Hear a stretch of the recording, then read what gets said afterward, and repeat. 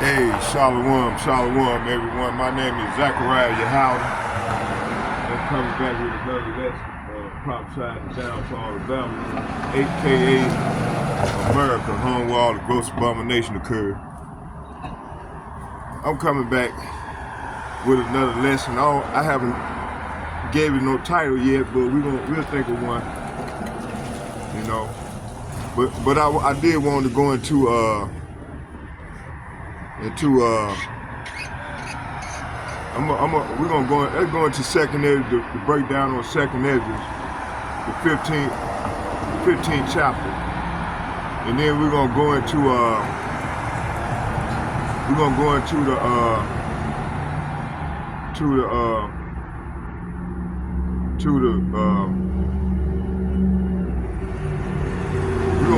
second Ezra, the 15th chapter, which we are in right now.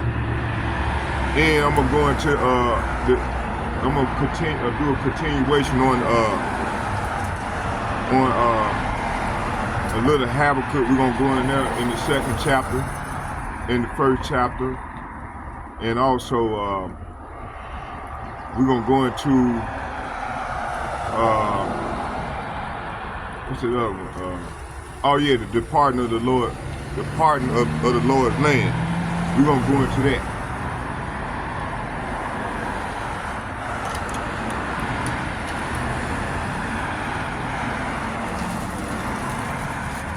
That's let me see here.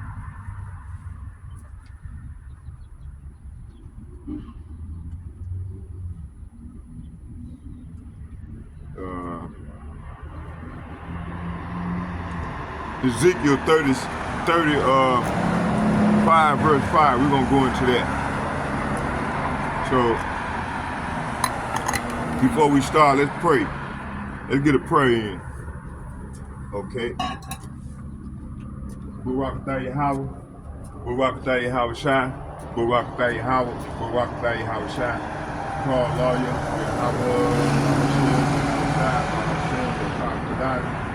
All heaven praise, honor, and glory go to Yahweh. Bahashem, Yahweh Shai, Bahashem, Kadash. Shalom. Okay, yeah, so let's go with it. So before we start, matter of fact, let's start right here. Oh yeah, I want to do this.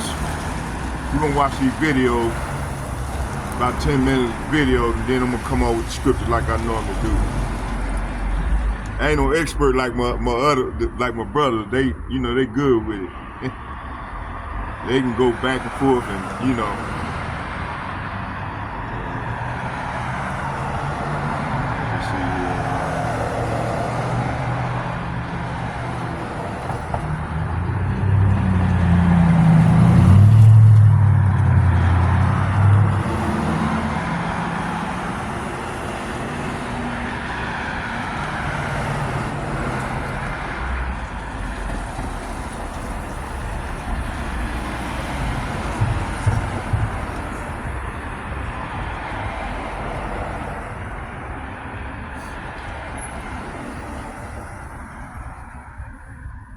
Okay, this is under section 17, U.S. Code 107.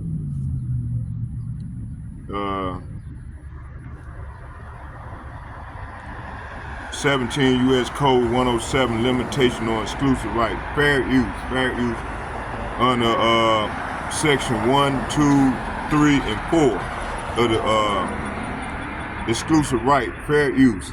So I'm not getting paid for this here. Only strictly for educational purposes. And here goes my claim right here.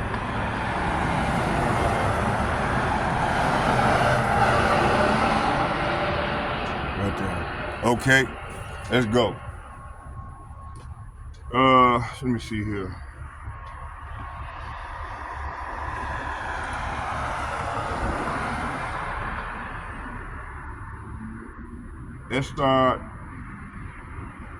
Let's start in second Ezra.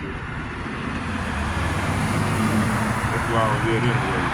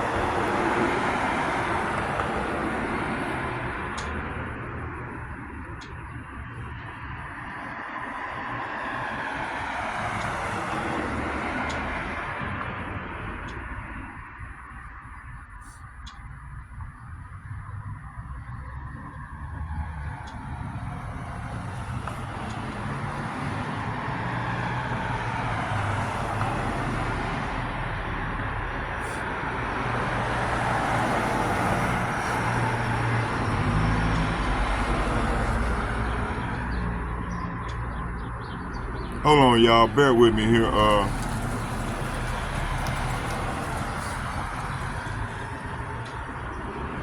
These three right here. Let's just do these three.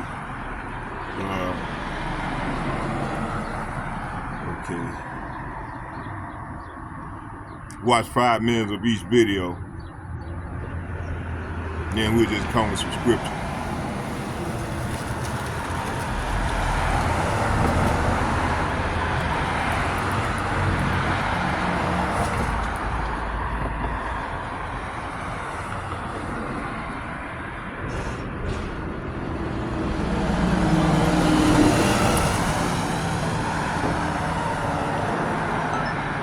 There we go.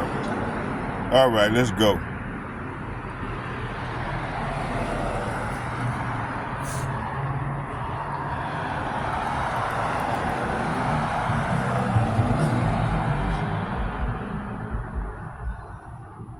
Let's start here with Dr. Wolf.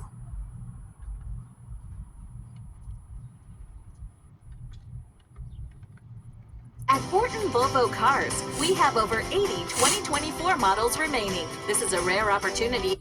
Americans can finally learn what the truth about all of this. And we should all be aware that the Republican Party, led by Mr. Trump, a party that for a century defined itself in American politics as the anti-tax party, the party that will cut your taxes, is now gung-ho raising your taxes. That's what pro-tariff means. They don't want to tell you that the way I just did because it would make people's eyebrows See, I got go that up and acorn wonder, right there. what? That's what I would like you to do. Mr. Trump is busy putting tariffs on China, on Europe, on Canada, on Mexico, everywhere you turn. The tariff is not only a tax, it's a tax paid by Americans to hold on, the bear with me. American government.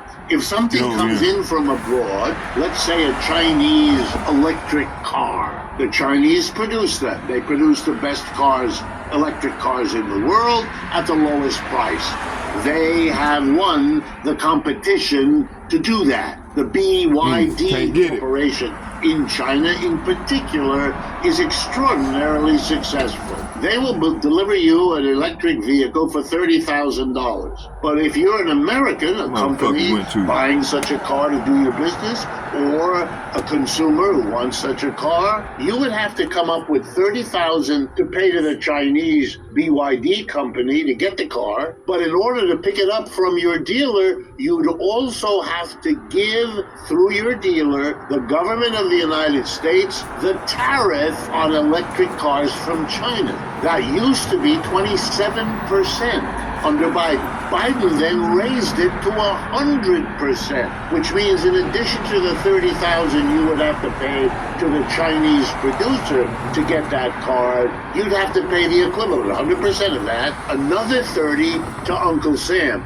So you'd be out 60 grand to get the $30,000 car. Okay, that's what it is. And the goal of it is to make life very hard for the Chinese to sell any cars in the United States, because you can buy an electric car from General Motors or Ford or Tesla. It's not as cheap, it's not as good, but you can do it. You can get them for 40 or 50 grand. More than you'd have to pay if you could buy the better car from China, but less than you'd have to pay. And so if you go around America right now, you don't see any BYD cars or trucks. If you go to Europe right now, as I'm speaking to you, they're all over the place. Let me tell you, if you put a tariff on Europe, which is what Trump is hinting at, we don't know whether he'll really do it. Many of the things he says, he never does. But if he puts a tariff on Europe, it will mean that Europe will discover that America, its major market in the world, will buy fewer things because it's too expensive. Because for me to buy such a European thing, once a tariff is attached, I'll have to supplement what I pay for the thing by paying Uncle Sam whatever the tariff is he puts on it. So the Europeans will suffer a loss of their exports, and that will damage their economy. Companies who lose that business will lay off workers in Italy or Germany or Britain or France, and that will, unemployment means they're not paying taxes because they don't earn the income. They are relying on government supports, which for unemployed people are much more generous in Europe than they are in the United States, as they have been for many decades. So this is going to really hurt Europe at a time when they're already suffering. They released this last week, the United States economy grew 2.8%. Their numbers for the year 2024, the Chinese economy, 5%. That's almost double. In other words, the gap is growing.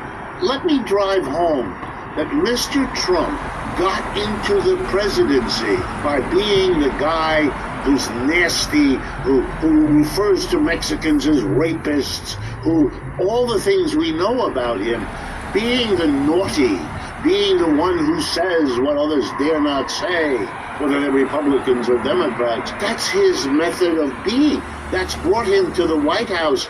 Why expect him to change? He'd have to understand that getting there is a different project from being there. And there's no sign that he has such an idea.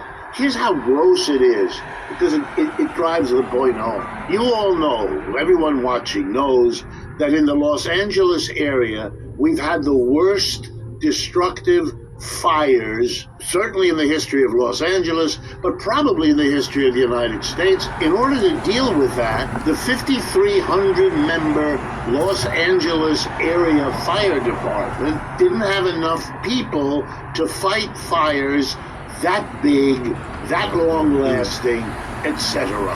So one of the things they did was to appeal to firefighters outside of the Los Angeles area, not only in the state of California, but in the other states nearby, and not only in the United States, but we appealed to our two neighbors, Canada and Mexico, and they all responded. Canadian and Mexican professional firefighters left their respective countries to help the United States fight a fire.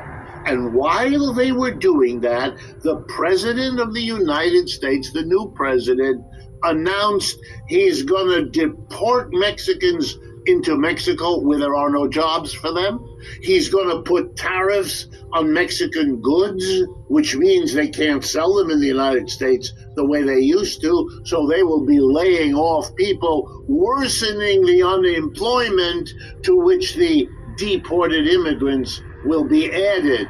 And of course, if you deport immigrants, you cut back on the flow of remittances, they're called, the portion of the income that an undocumented Mexican earns here in the United States that he or she sends back for their children or their elderly. The response of the United States to the two countries we border with who helped us with the fires is to smash them down. And what's going on now is also typical empire decline.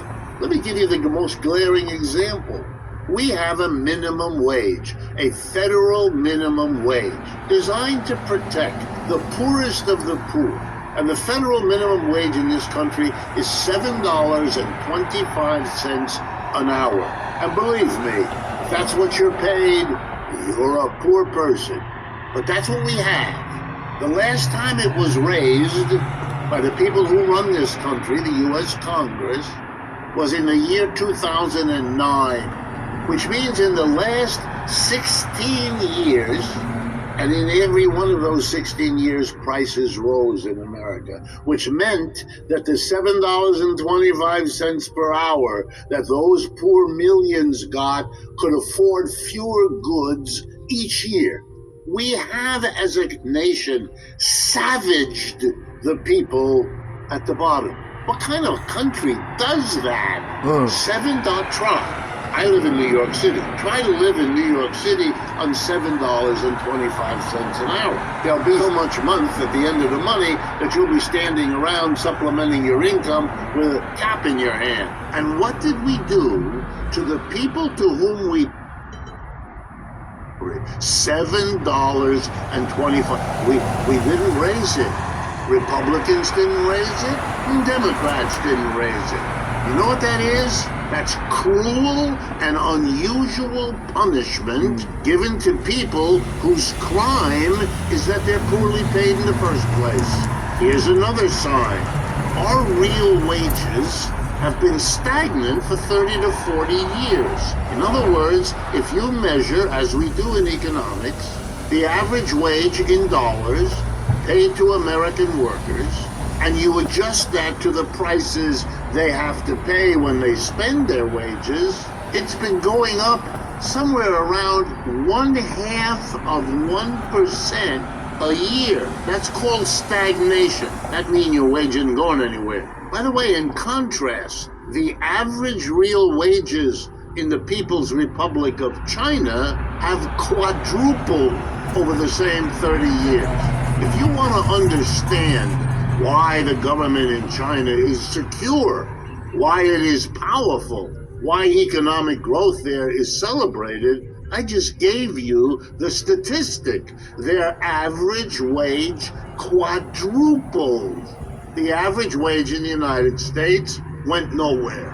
China has overtaken the United States in dozens.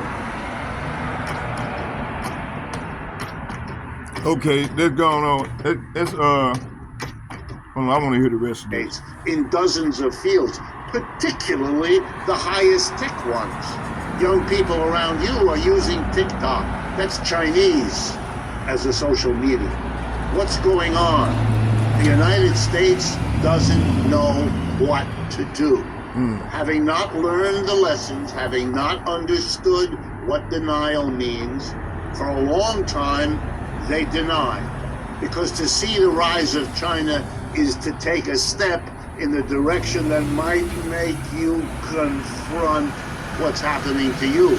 And that's a taboo. You're going to make this even worse because Americans know, and they've told our government, that the Chinese continue to improve their technology so that they're going to be even cheaper and even better than the Americans and others competing with them are likely to be for years into the future. That's how far ahead the Chinese have achieved. The poor capitalists are stuck. What they do to solve a problem makes another problem worse. That's another sign of decline. Okay, let's stop right understanding these basics, and so finding this to be. Okay, let's go. Let's watch this other video, and I got a couple more we're gonna watch real quick, and then I'm gonna come on with some sort of argument as if the Chinese have cheated. Sure. Okay, let's damn, I gotta use the restroom, man. Shit. The corner, boy. Y'all hold on, bear with me here. Let me see here. Let's go here. Let's get this one right here. Lost out on an office in the West Wing, but since then, we saw him at that press conference last week with Musk, his son, and Trump. Do you think that there's a bit of a tug of war kind of going on, or some infighting between Elon Musk and some of the senior figures in the White House?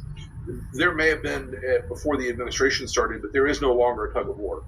Susie Wiles has completely lost that battle, the chief of staff. Stephen Miller is losing the battle over H-1B visas inside the administration. That hasn't broken yet, but it's out there. It's circulating now that Elon Musk is in complete control of the White House.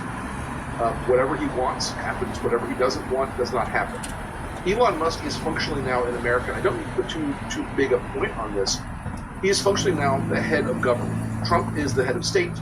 Musk is the head of government. Traditionally, the presidency combines those two roles, but Musk controls everything in the government. There is nothing he does not get that he desires. There is nothing that he does not, nothing succeeds if he doesn't want it to succeed. So, Susie Wiles has lost the battle. There are a few small power groups inside the White House that are concerned about this. There's some tension between Rubio and Musk about how far we capitulate to Russia, but Rubio will lose that fight. He's already lost that fight, essentially. And none of these people wake up in the morning and say, hey, you know who my boss is? It's Donald Trump and Susie Wiles. They wake up and go, what does Elon want? It's somewhat surprising, though, because, the Republican Party is built on, small state, more power, or, small federal government, more power to the states. So you would kind of expect to see a little bit more. No. That was the way the Republican Party operated. That was pre-MAGA. It's important, and I think this is something that a lot of folks have a great difficulty in processing, is that MAGA has taken over, Trump and Musk have taken over the branding, the labels, the logos, the name of the Republican Party, but it's a much different company now. It's as if somebody bought out the Red Cross and suddenly, instead of healing people, it manufactured chemical weapons. So the things that the Republican Party traditionally stood for, limited government, the rule of law, individual integrity, personal liberty, free markets, that's absolutely not what Trump and Elon stand for. They stand for an autocratic model that looks a lot more like Putin's Russia, where the president is all powerful, where speech is restricted to speech that he approves of, where the economic model is to get into the oligarchic train of people who are supporters and sycophants of the dear leader, not free markets and free trade.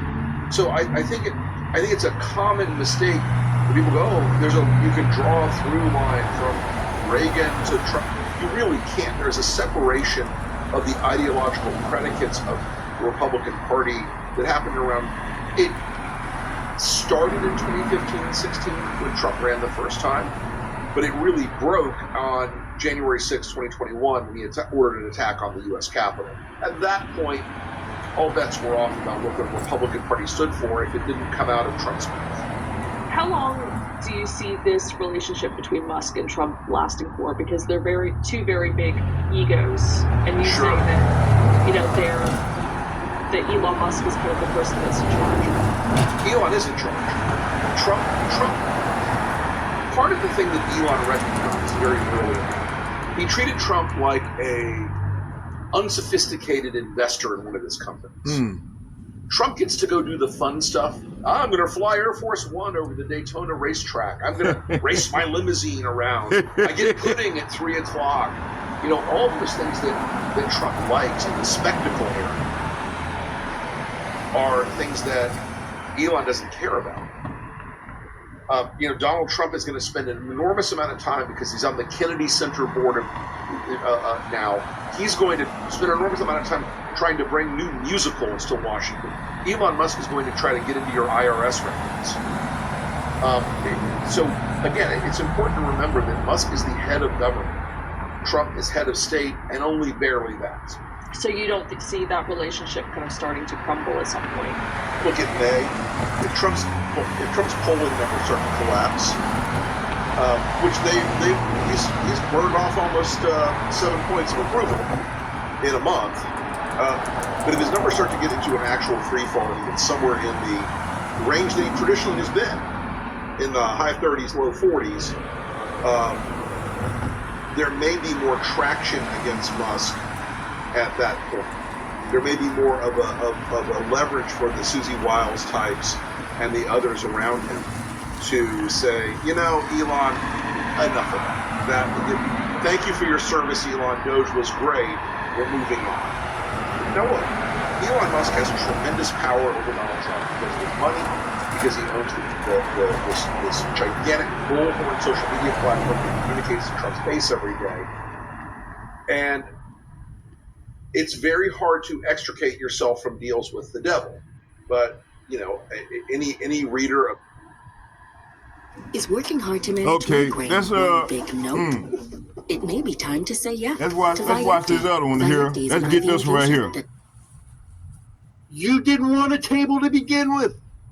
You said Where's the European army? There is no European army. Even under NATO, there is no NATO army. It's just dysfunctional. NATO's history. The United States is about ready to pull the plug. And Europe's going to have to wake up to the fact that they're going to need a new military framework that doesn't involve the United States, which means NATO is dead. And that's the best thing that could happen to Europe, and the best thing that could happen to the world, is to kill this creature that got Europe turned into being a continent that sought to be defensive in nature, not offending anybody, remembering the lessons of their past imperialism. To now they're okay with bombing Belgrade. Everybody forgets about that. The Russians are bombing a European city. Yeah, because NATO bombed Belgrade. Regime change in Libya. Nation building in Afghanistan. I mean, Libya and Afghanistan. They're talking about opening offices in the Pacific. How did NATO become this? It become an extension of American imperial warmonger. And now we have a president that says, we're not doing that anymore. America's redefining its relationship in the world. We're more focused on the economic and less focused on the military. You saw what he said yesterday. He wants to cut the defense budget in half. Wants to engage in nuclear disarmament, real nuclear disarmament. He said there's no need to continue building nuclear weapons. We should be getting rid of them. And the United States is just saying, and here's the thing, we don't care what happens to Europe if they can't get on board.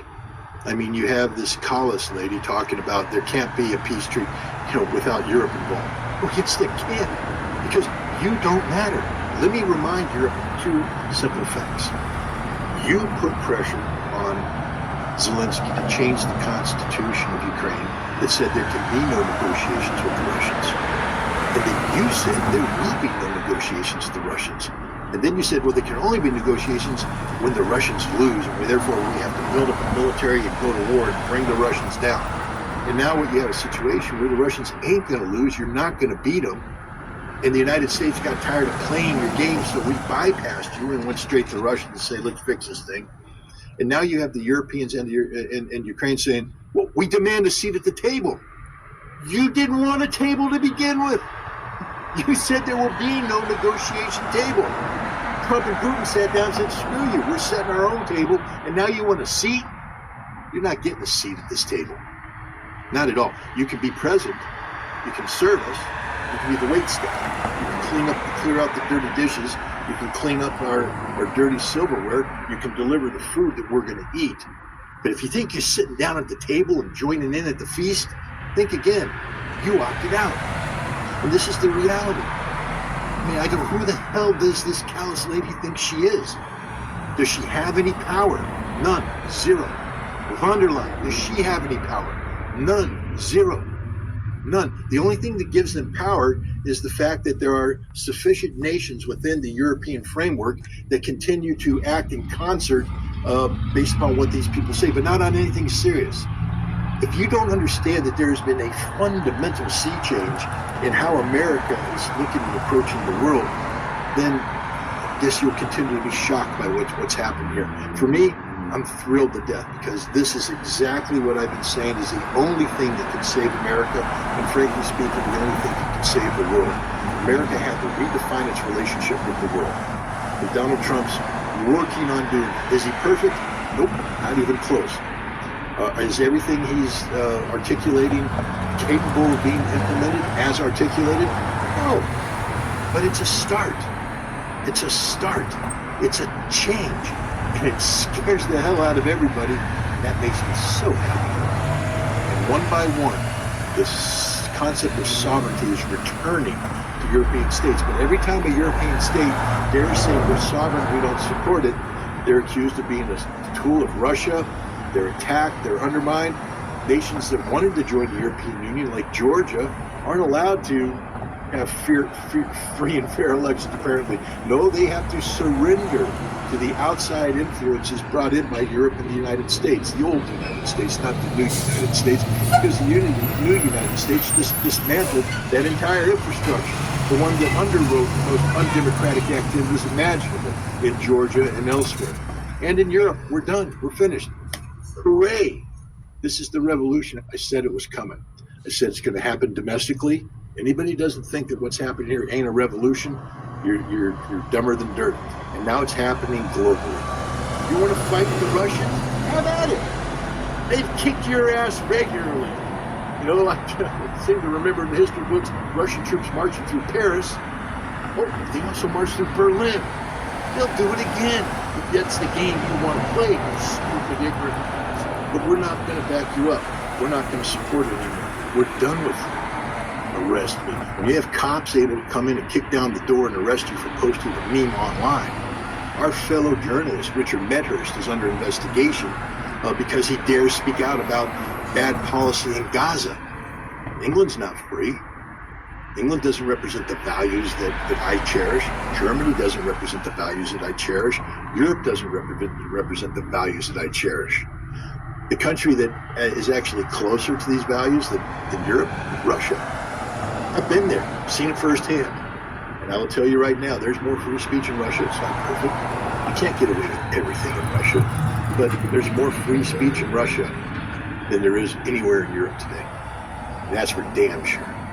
I am disgusted by Europe. I don't believe Europe as an entity truly exists. It's this fake thing, the European Union, that's been superimposed over nation states that have forgotten what it means to be a nation state. Sovereignty. And Europe, stick it in your ear. You guys got to pay for your security. We're not. I think you're going to see in the next couple of days announcements about the withdrawal of American troops from Europe. We're done with this nonsense. We're done with this mess. Last century, we went across the ocean twice to solve Europe's problems. We're not going to do it again. We're done with you guys. Fix it yourself, especially now that you have, well, at least you had, functioning economies, but you destroyed them, you trashed them by signing up with the sanction. And if you're going to say, well, America made us do it, that just shows how weak you are. But, you know, America didn't make you do it. The Biden administration made you do it. Had you stood up, maybe it wouldn't have happened. But now we have a new administration, a new sheriff in town that's saying, we're done with you. We're disgusted by you. We don't support you anymore. And he's calling them out. It's the best speech delivered by an American in the history of the Munich Security Conference. The best speech, the strongest speech, and the one that will have the greatest impact, because J.D. Vance put Europe on notice that we're finished with you. And all the Europeans that were thinking America would never unplug, think again, we're done with you. I mean, you are literally the problem. J.D. Vance called it out. You're the problem. Europe's the problem. You create all the problems. Everything could be solved if Europe would just stop being stupid, led by unelected bureaucrats who come in to try and impose an agenda that nobody in Europe supports. Put it up to the vote of the people of Europe. They will not support this ridiculous agenda. And now they're talking about doing the same thing in Germany, annulling a political party because they disagree with the stance that the people of Germany may take by providing their votes to this political party. Europe is this fake conglomerate of political elites and economic elites who seek to service the United States, and that's what they've been doing, servicing the United States economically and politically. But, you know, we've had weak leadership in America that lost track of the fact that we're supposed to be the bosses, and we allowed Europe to take over in Ukraine. Thank God we finally have a president that said, no, we're ending this stupid war, the dumbest of all wars. And, you know, J.D. Vance is 100% correct. Don't sit here and pretend that you embrace democracy. I mean, you know, we support Ukraine, a free and democratic. There's nothing democratic about democracy, or about Ukraine. It's a military dictatorship, literally, in every way, shape, and form. So don't call it a democracy, but Europe's been confused about what democracy is for a long time. J.D. Vance is 100% correct to call out what happened in Romania, where the Romanian people made a choice for change. The Romanian people made a choice for change. Sovereign people of a sovereign nation. And yet Europe came in and intervened with fake manufactured intelligence, sent it up to the Romanian security services, to Romanian courts, who acted unilaterally to annul the... Okay, let's go into the scripture, y'all. Hold on, I got to be excused for a minute. We're gonna come back, and I'm gonna spend the rest of this time. We're gonna we're gonna finish this thing on off. I gotta do the restroom, man. Yeah. We don't take no chances. Let's just hold on, y'all. Bear with me here. Bear with me. Yeah. Let's go over here real quick. I'm gonna let the video. I'm gonna let it play on out. We're gonna let Scott Ritter play on out. People only to later on admit, no, there wasn't any Russian interference. None. Zero. Zip. Okay. They just didn't like the outcome. What happens when Donald Trump says, now we're ready? Now Europe's going to have to come in and set them up. So Trump and Russia can create their own reality just by coming up with an agreement. Now there's lip service going to be paid for Europe. But the bottom line is, said America's not putting troops on the ground in Europe. In Ukraine. Zelensky said he can't even consider peacekeeping force without American troops. So now there's not going to be a peacekeeping. But let's say he changes his mind. Okay, I'll take those Europeans. I'll take 100,000 Europeans. But then the United States said, yeah, but you don't get Article 5 protection. So any Europeans that go in there, you're not part of NATO, which means if you piss the Russians off and they kill you all, you're on your own. And there's not a single European nation that's going to do that. Hey, you security, man. Make an agreement with that. You patrolled a lot. I just told you how. Europe doesn't matter. Trump can make whatever rules he wants to, and Europe will have to fall in. It's an American-based reality as far as Europe is concerned. It's a Russian-based reality as far as solving the issue of Ukraine is concerned. And I think that Trump is willing to do what's necessary to concede to Russian realities. You heard it. Let's talk about it. And so that's the reality. Hold on, let me turn it down. I got to use the restroom. Hey, can I use y'all restroom real quick? Europe's going to have to step up. 1 minute. I'm gonna leave this right here. The price tag gets really, really outrageous. Let me turn it down. Hold on, I got it. I'm gonna turn it down. It's not just, Europe proved they can't afford the 2% GDP that was necessary to make. Okay, I'll be right back. I'm gonna leave this right here, and I'm gonna go use y'all restroom real quick here. Dang, woo, Charlie. I'll be right back. Y'all keep an eye on that fucker. Woo. I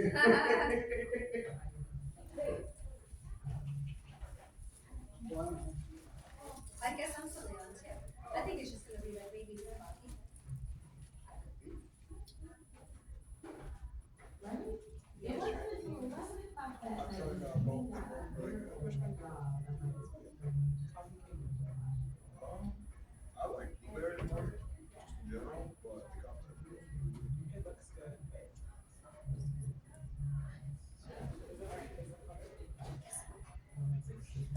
Is that funny how that? Not that you should never. But it's funny though. You know what? Another one that's one of my favorites. Exactement. Incredible. Not incredible, but incredible. Yeah. But exactement.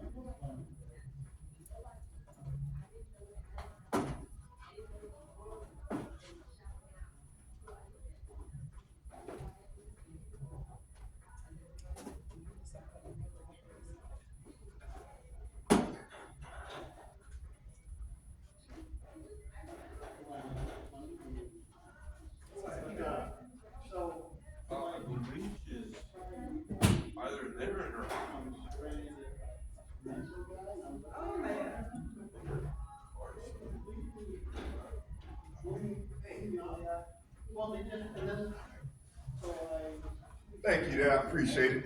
Oh, we didn't think anything was gonna happen to it. It'd be crazy if someone tried to take off with it. Oh, okay. Somebody trying to take off with it? Can you imagine if they did? That'd be like the weirdest thing. I mean, I'm sure all of us would come chasing after them. Man. Okay, thank you. I appreciate it.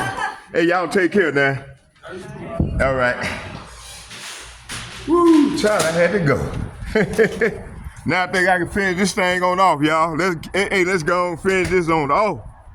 We can finish it on off. I can come on with the, like I said, we're gonna just go on and just bring out the precepts. I got the lesson already set, what I'm gonna bring out. So we're gonna continue, y'all bear with me here. I'm just trying to get back over here in the spot. I had to relieve myself. And I didn't want to do it out there, So I'm spending this next 40 minutes, however long it takes, to bring out the precepts, and we'll just go from there. Woo, man, I had to go. Lord, thank you. Okay, let's go. Let's get the Lord's work. Let's do the Lord's work. All right. Okay, let's go. All right. Let me see here. Hey, I ain't gonna try to take off my camera, man. These people crazy as hell, boy. She said they were trying to take off with my camera, man. These people crazy, man. All right, let's go. Okay, I got some stuff already going. So, what we seeing here is,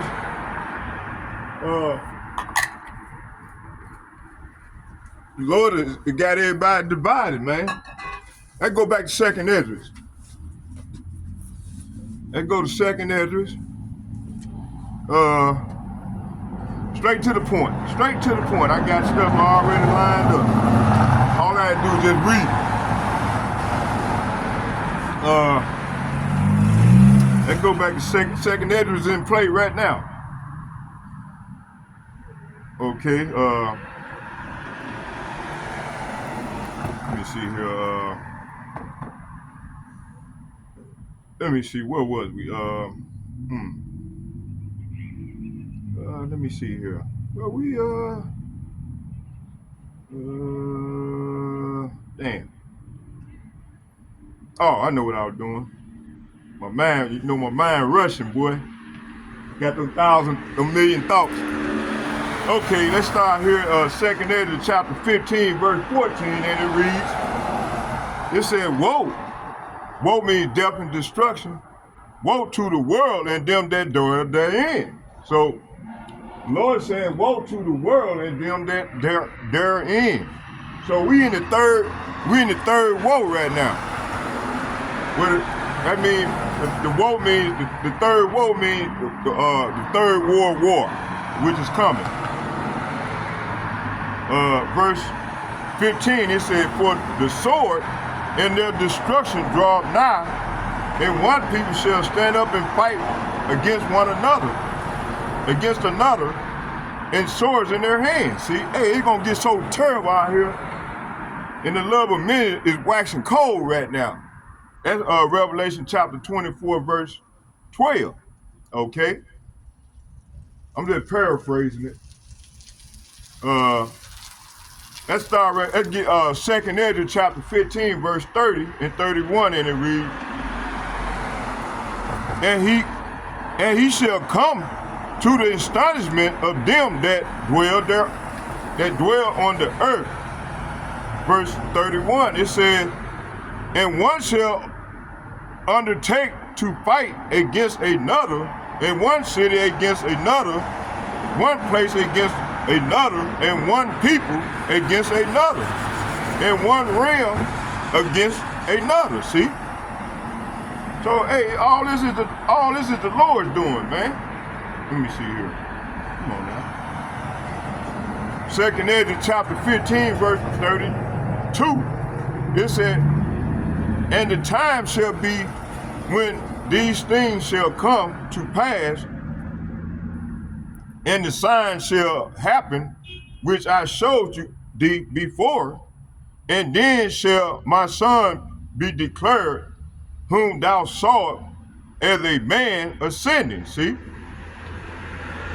Verse 33. It says, "And when all people hear his voice, every man shall in their own land lead the battle they have one against another, and an innumerable multitude shall be gathered together as thou sawest them, willing to come and to overcome him by fighting." See, so these people gonna try to fight. Hey, these armies, these nations and their armies gonna try to come together and go up against the Lord. So the Lord gonna put on their spirit to come at him and try to come and fight him. Just like he did Pharaoh. The Lord lifted up Pharaoh to show his power, you see? And then he took him down and took him and his army down. Drowned them in the Red Sea, okay? 2nd Ezra chapter 13, verse 6 and 7, and it reads, "But I beheld, and lo, he had graved himself a great mountain, and flew up upon it." Verse 7, "But I would have seen the region or place whereout the hill was graven, and I could not." Psalm chapter 2, verse 6, and it reads, "Yet have I set my king upon my holy hill of Zion." See? So ain't no B.B. McCoskey or anybody else go. This is the last hurrah for all these elites and these international bankers ruling the earth and their resources. This is the last hurrah, okay? This is the last hurrah, okay?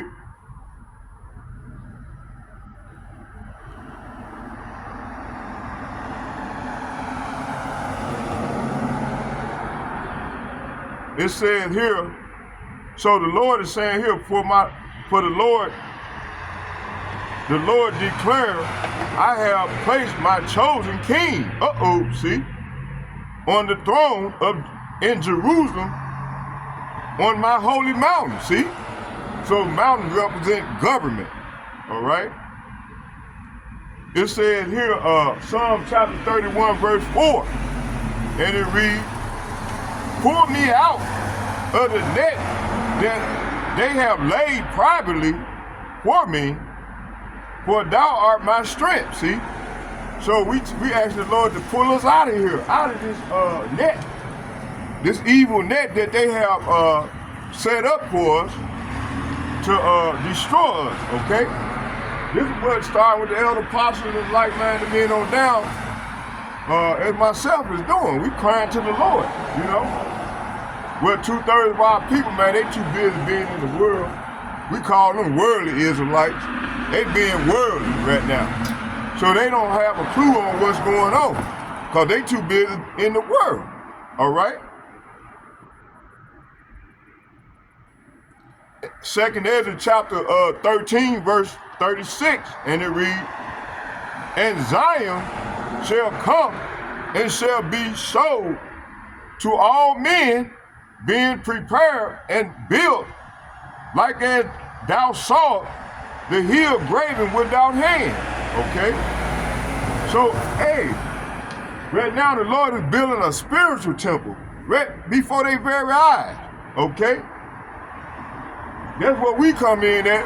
We gathering all the flock, those together that believe that could be possibly the hopefully elect. And we coming out and feeding the Lord's flock, okay?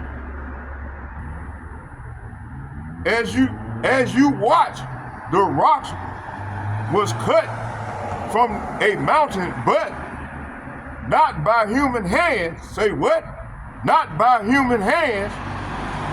It struck the feet of iron and clay, smashing them to bits. See, hey, this is what's coming. Daniel chapter 2, verse 45, and it reads, "For as much as thou sawest that the stone was cut out of the mountain without hands, and it break in pieces the iron, the brass, the clay, the silver, and the gold, the great power have made known to the king what shall come to pass hereafter." See? So hey, this is what we in the hereafter right now. Okay, we here. No, it ain't gonna be no 1,000 years. We here. It's here. Okay? And the dream is certain, and the interpretation thereof sure. See?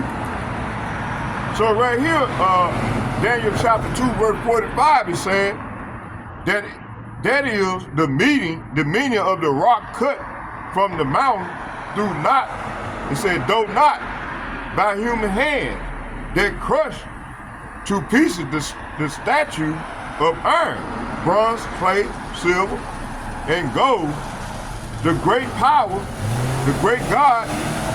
Okay, God represents power. And who is that power? Is who everybody ignorant called Jesus Christ. At G430, who everybody ignorant called Jesus Christ, was showing the king what will happen in the future. So we right here in this future right now, okay? The dream is true. Say what? The dream is true, and it meaning is certain. See? It 2nd Ezra chapter 13, verse 6. But I beheld, and lo, he had graved himself a great mountain and flew up upon it. Okay? So, hey, the Lord gonna be doing a lot of miraculous things in these latter days, okay? Remember, he said he said, I'm not gonna meet you as a man. Okay? He coming back in that spiritual body, man. And he gonna give his men the power, man. We're gonna be like mighty men, man, like Superman. Okay? It, 2nd Ezra chapter 13, verse 37. And this, my son, shall rebuke, say what?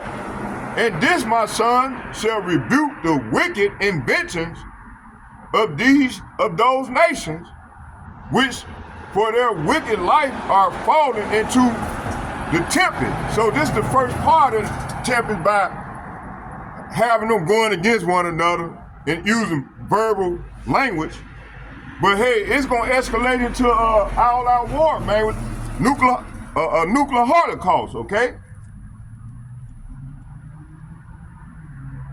So the Lord is mustering up all these armies to bring them down into the valley of decision. That's Revelation chapter 16, verse 16, okay? 2nd Ezra chapter 13, verse 11. And it reads, and they were all mixed together, the blast of fire, the flaming breath, and the great tempest, and fell with violence upon the multitude which was prepared to fight, and burned them up, every one. So that upon a sudden of the innumerable multitude, nothing was to be perceived, but only dust. Say what? But only dust and smell of smoke. When I saw this, I was afraid. See, I was getting afraid too. You see?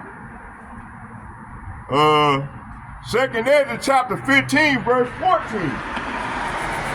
Woe to the world and them that dwell therein. Verse 15, for the sword, say what? For the sword and their destruction draw nigh, and one people shall stand and fight against another, and swords in their hands. See, hey, the modern day sword is a assault rifle, a gun, anything that can do bodily harm to someone, okay? 2nd Ezra chapter 13, verse 30 and 31. And he shall come to the astonishment of them that dwell on the earth. 2nd Ezra chapter 13, verse 31. And one shall undertake to fight against another, in one city against another, in one place against one people against another, and one realm against another. Matthew chapter 24, verse 6, and it reads, and ye shall hear of wars and rumor of wars, See that ye be not troubled, for all these things must come to pass, but the end is not yet. See? And you will hear of wars and threats of wars, but don't panic. Yes, these things must take place, but the end won't follow immediately, see? So the end won't follow immediately. Verse 7, it said, for nations shall rise against nation, and kingdom against kingdom, and there shall be famines and pestilence and earthquake in diverse places. Verse 7, nation will go to war. Say what? Nation will go to war against nation and kingdom against kingdom, and there will be famines, earthquakes in many parts of the world. Okay? Okay, then, hey, this is where the social disorder, or the civil disorder finna get ready to kick in. Which, hey, this is what we head to right now. Okay, with Elon Musk, and controversy with Elon Musk. And hey, these people they don't like that, man. You got a unelected official hiring and firing. That's unconstitutional, okay? But hey, at the end of the day, it's all to create order out of chaos, okay? 2nd Ezra chapter 15, verse 16, for there shall be sedition among men and invading one another, and they shall not regard their king nor prince, and the course of their actions shall stand in their power. Okay, so you're gonna have civil unrest. It's gonna get really ungodly out here. And the way of truth is gonna be hid in that day. You're gonna have the Lord gonna call his prophets off the street. We ain't gonna be out here prophesying any longer. There's gonna be a famine of the word. Let's get that. I didn't put that in my list, so let me see here.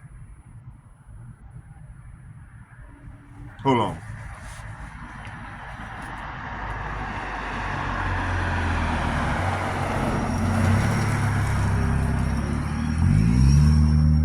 Famine of the word.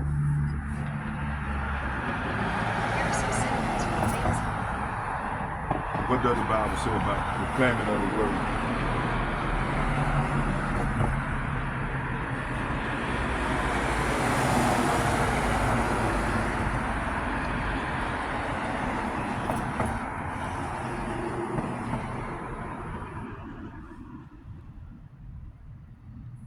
I know it's Amos. There you go. Amos chapter 8, verse 11. Okay.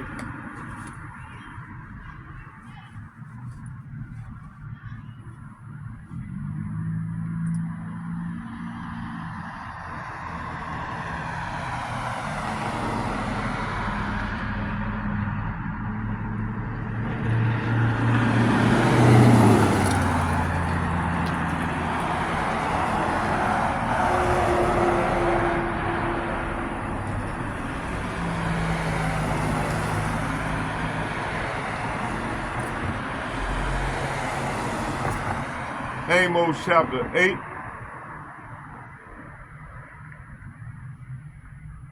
Amos chapter 8, verse 11.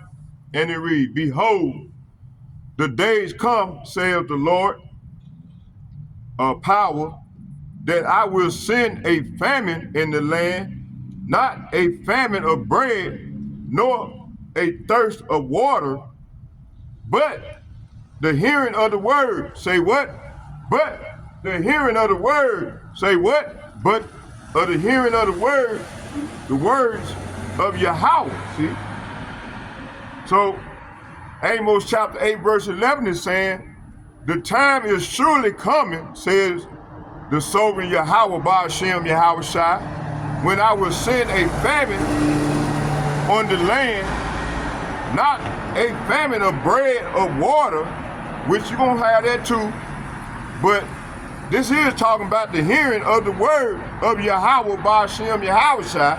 Okay? Let's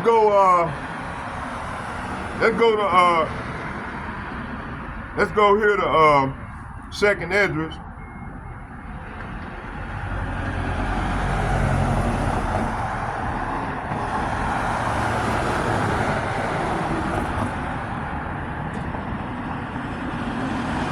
Second Esdras chapter 15 from the top.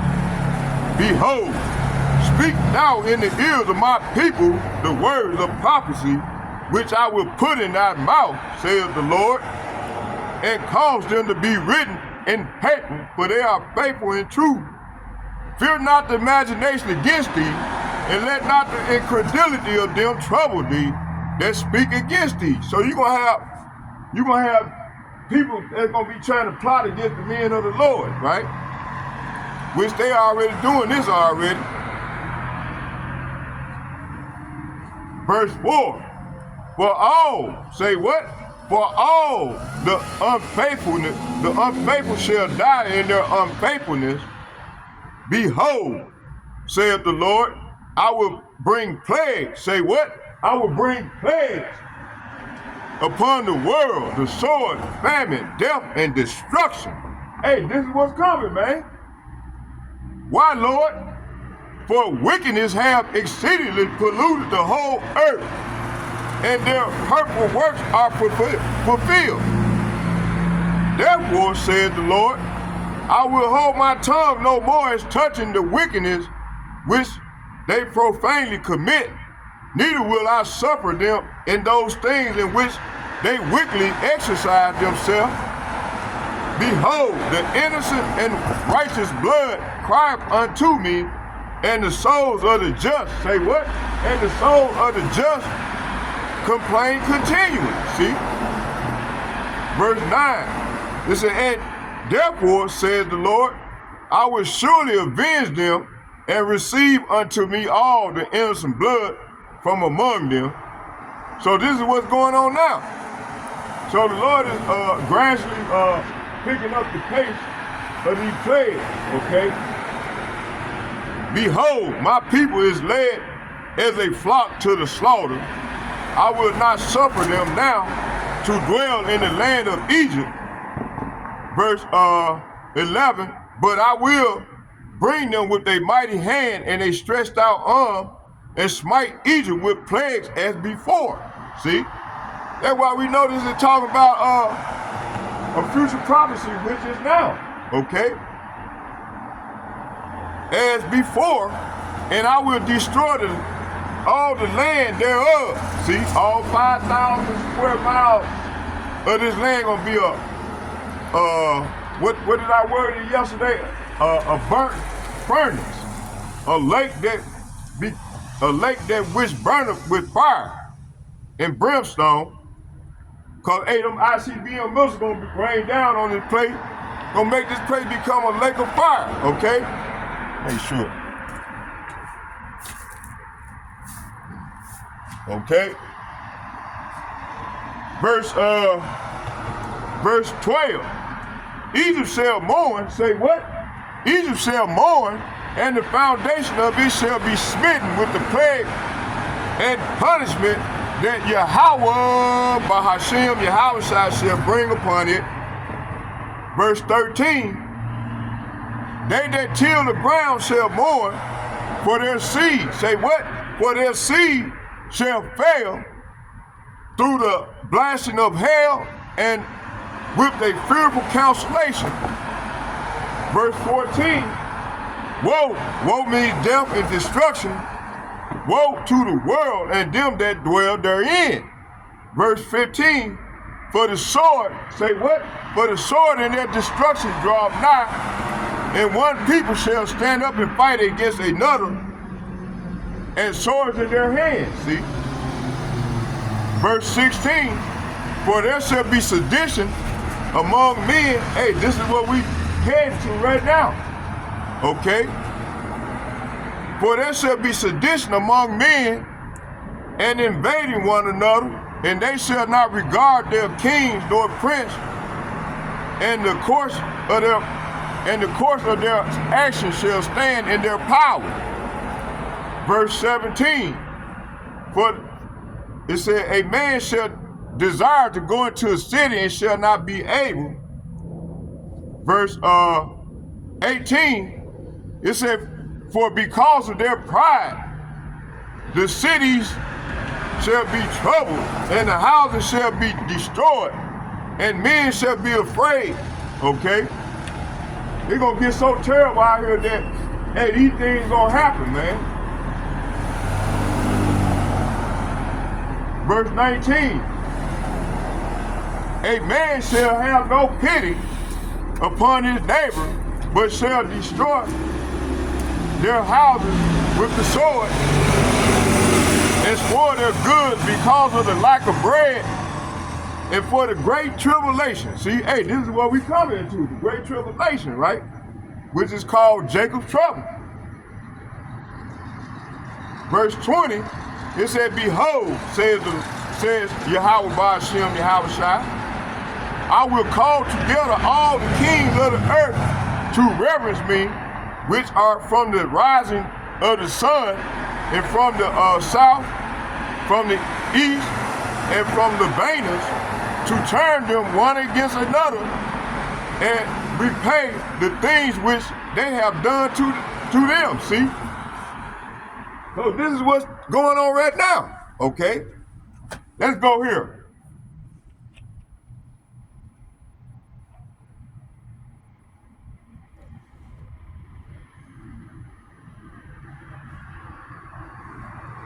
Let's go, hold on, let's go here.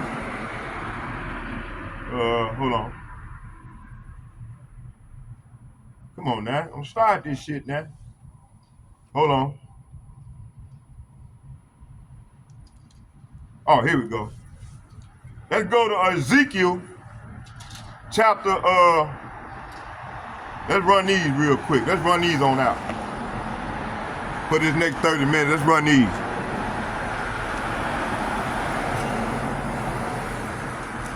Let's start in Ezekiel chapter 36, verse 3.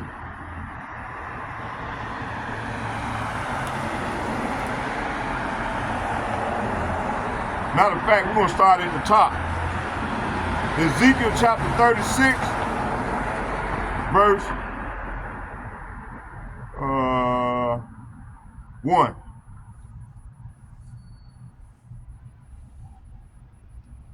This is talking about the mountain of Israel to be blessed. Okay, talking about the mountain represent governments, and hills represent smaller government. Okay, it says, also thou son of man, prophesy unto the mountains of Israel, and say, yea, mountains of Israel, hear the words of Yahweh. Thus saith Yahweh Ba'ashem Yahweh Shai, because the enemy have said against you, aha. Say what?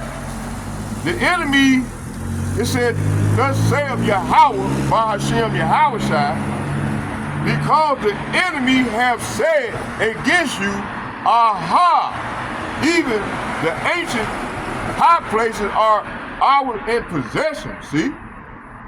Verse 3, therefore prophesy and say, thus saith Yahweh Ba'ashem Yahweh Shai, because thou hast made you desolate and swallowed you up on every side, that ye might be a possession unto the residue of the heathen, and ye are taken up, say what? Ye are taken up in the lips of talkers. Say what? Ye are taken up in the lips of talkers, and are an infamy of the people. Okay? So 1 through 3 is saying, Son of man, prophesy to Israel's mountain, and give them this message O mountains of Israel, hear the word of Yahweh. This is what the sovereign Yahweh Ba'ashem Yahushua said. Your enemies have taunted you, saying, aha, now the ancient heights belong to us. They talking about Israel, the land of Israel. Therefore, son of man, give the mountains of Israel this message from the sovereign Yahweh, Bahashem Yahushua, who everybody ignorant called Jesus Christ. Your enemies have attacked you from all directions, making you the property. Say what? Making you the property of many nations, an object of much mocking and slander. So the Lord is saying this here, addressing the Negroes, the Latinos, and the Native Americans along these speckled birds. Verse 4, therefore, ye mountains of Israel, hear the words of Yahweh, Bahashem Yahushua, thus saith Yahweh, Bahashem Yahushua, to the mountains and to the hills, and to the rivers, and to the valleys, to the desolate waste, waste, and to the cities that are forsaken, which became a prey. Say what? Which became a prey and derision of the residue of the heathen that are round about. Verse 5. Therefore, thus saith Yahweh, Bahashem Yahushua, surely in the fire of my jealousy I have spoken against the residue of the heathen and against all. Say what? Against all. Say what? Against all Idumea, which have appointed my land into their possession with the joy of all their heart, with despiteful minds to cast it out for a prey. See? Is they not doing this right now? Are they not doing this right now, people? The people that's over there in that land ain't the real people, man. We are the real people, okay? We're in captivity right now, okay?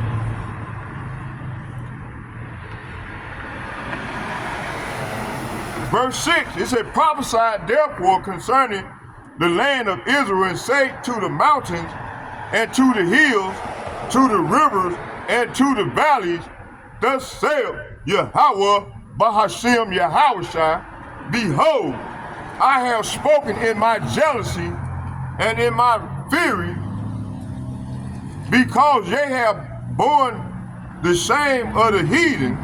Verse 7, therefore thus saith Yahweh, Bahashem Yahushua, I have lifted up my hand, surely the heathen that are about you shall bear their shame. See, hey, this is what's going on now, man. Okay. Let's go into we're gonna do 5, and then we're gonna close with a prayer. Ezekiel chapter 36, verse 5.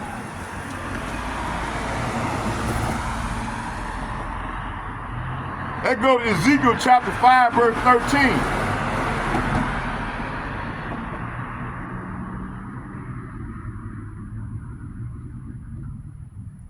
And it reads,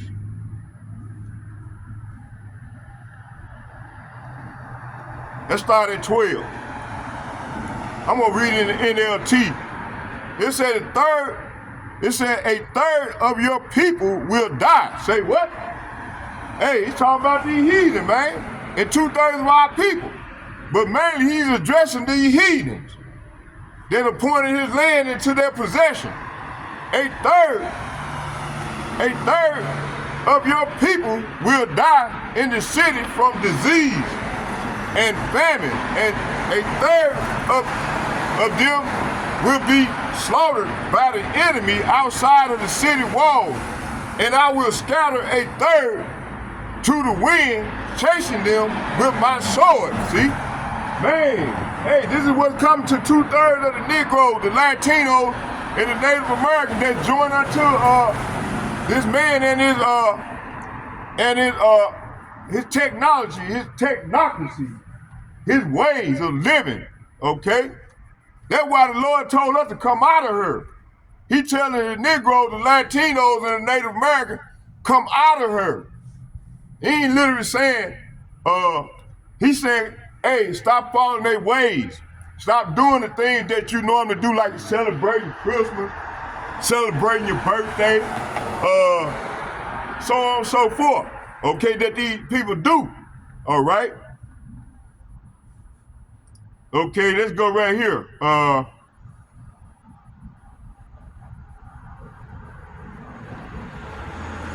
Let's get it in the KJV. He said, third of these shall die with the pestilence, with the famine, shall they be consumed in the midst of thee, and a third shall fall by the sword round about thee, and I will scatter the third part into the wind, and I will draw out my sword after them. See, hey, this process of the plague already started, okay?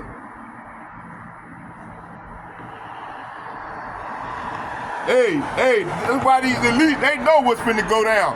That's why they building bunkers. They building them bunkers, man. They building these bunkers. And when did they depart? When did they appoint the Lord's land into their possession? Let's get it.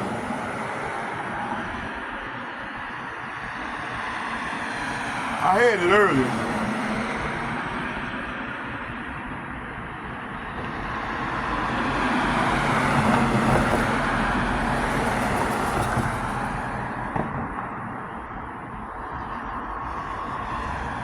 There you go.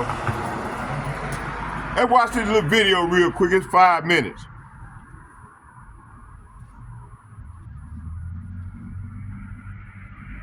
It's been 100 years since the British government issued the Balfour Declaration.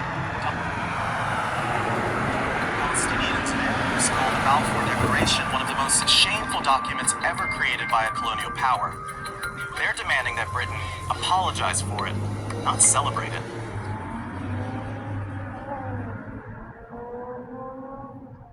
Hold on, y'all. Look at this shit. Wow. Hold on, man. Let's get it right here. Hold on. Let's get it right here. I got you. They trying to stop this thing, man. The hell out of here. Hold on, bear with me. Balfour Declaration.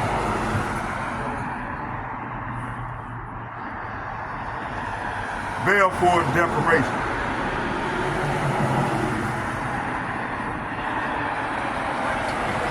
The Balfour Declaration was a public statement issued by the British government in 1917 during the First World War, announcing its support Hold on, y'all, bear with me. of the national home for the Jewish people in Palestine, then an Ottoman region with a small minority Jewish population. Hold on, bear with me.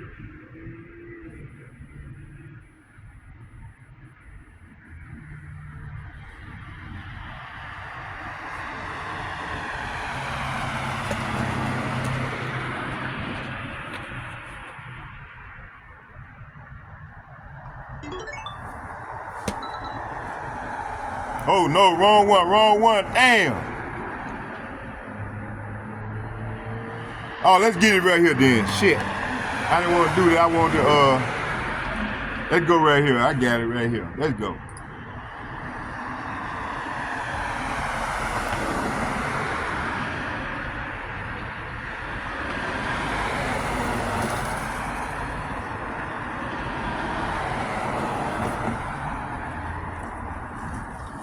Let's get it right here.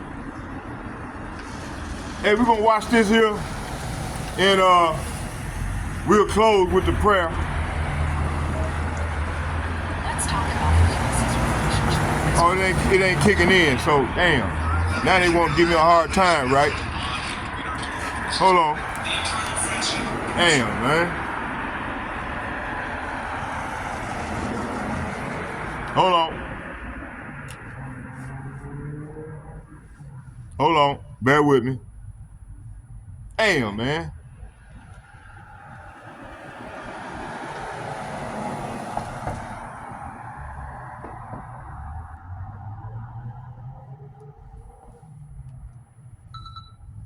This is the one I wanted right here. Shit.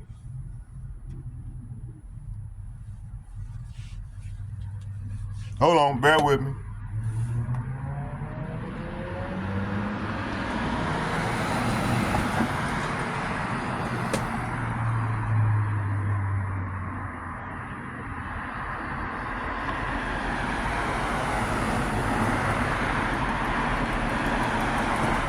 Might be able to get it now, okay.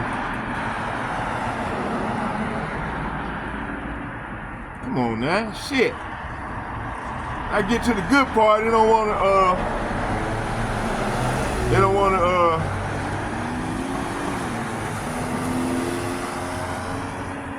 bail for a declaration on YouTube. Right here. Come on now. It's been 100 years since the British government issued the Balfour Declaration, a document that would... Wow. Wow. See, they trying to stop this thing, man. Balfour Declaration. Hold on, y'all. It's been 100 years since the British government issued the Balfour Declaration, a document that would later become a cornerstone for the creation of the State of Israel. But why is Britain celebrating its colonial legacy while glossing over the 100 years of conflict that followed? Let's go back to November 2nd, 1917, when British Foreign Secretary Arthur Balfour sent a letter to Lord Walter Rothschild, a leader in the British Zionist Federation. Balfour's letter expressed sympathy for Jewish Zionist aspirations at the heart of Zionism, a political ideology calling for Jews to later become a cornerstone for the creation of the State of Israel. But why is Britain celebrating its colonial legacy while glossing over the 100 years of conflict that followed? Let's go back to November 2nd, 1917, when British Foreign Secretary Arthur Balfour sent a letter to Lord Walter Rothschild, a leader in the British Zionist Federation. Balfour's letter expressed sympathy for... Hey, you know, this is a letter for the later date. This is a letter for the later date. Let me go and finish these precepts so we can get out of here. It got dark. Okay. Let's finish this thing on off.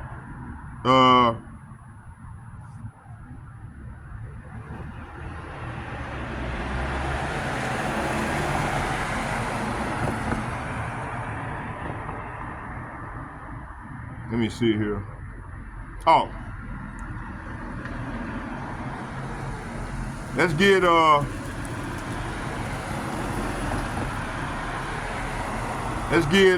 come on now. Let's get Ezekiel chapter 30, 6 verse 6. Ezekiel chapter 36 verse 6. And it reads, it said,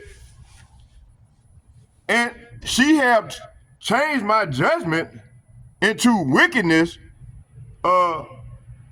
more than the nation, and my statutes more than the countries that are round about her. Talking about Babylon, talking about America, the great whore, it's talking about the whore. And my statutes more than the countries that are round about her, for they have refused my judgment and my statutes, they have not walked in them, see? So this is saying, but she has rebelled against my regulation and decrees and has been even more wicked. Say what? Even more wicked than the surrounding nations. She has refused to obey the regulation and decrees I have gave her to follow, see? So, hey, man, this Bible, you can't tell me this Bible ain't accurate. You got these people around here going against the Lord's word, man. Crazy as hell. Let's get Ezekiel chapter, this is what we, Ezekiel chapter 38. Ezekiel chapter 38. Verse, we're going to get 18 and 19. We're going to start at 18.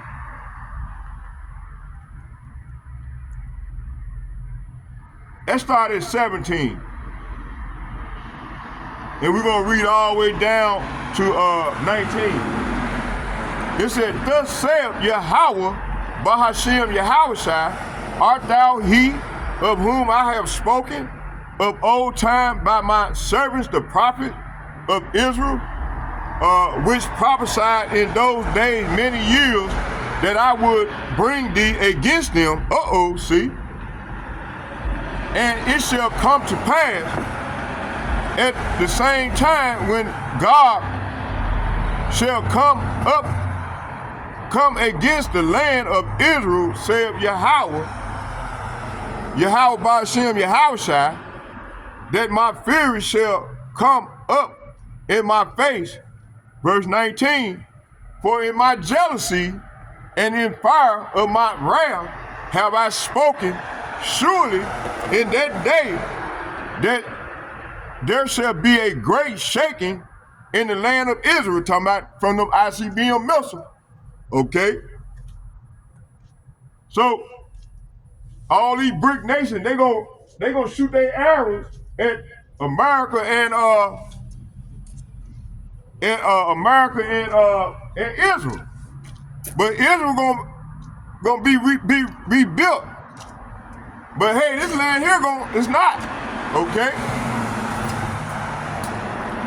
Let's read it again. It said, this is what the sovereign Yahweh Ba'ashem Yahushai asked.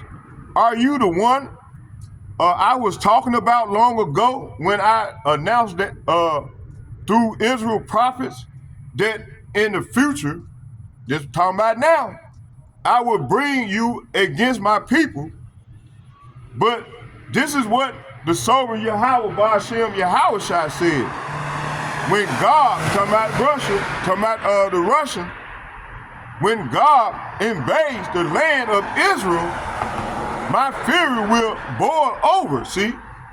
So all these nations, they're gonna be fighting against one another in the land of, and the Lord gonna have them stop fighting one another, and they're gonna try to fight against the Lord. I just already read that to y'all in 2nd Ezra, the 13th chapter, okay? It says here, but this is what the sovereign Yahweh Ba'ashem Yahushai says. When God invades the land of Israel, my fury will boil over. See? Verse 19, in my jealousy and blazing anger, I promise a mighty shaking in the land of Israel on that day. See? Okay? Again, Jeremiah chapter, hey, you know what? Let's go home. We're going to finish this off in the house. I'll finish it off in the house. Let's get out of here.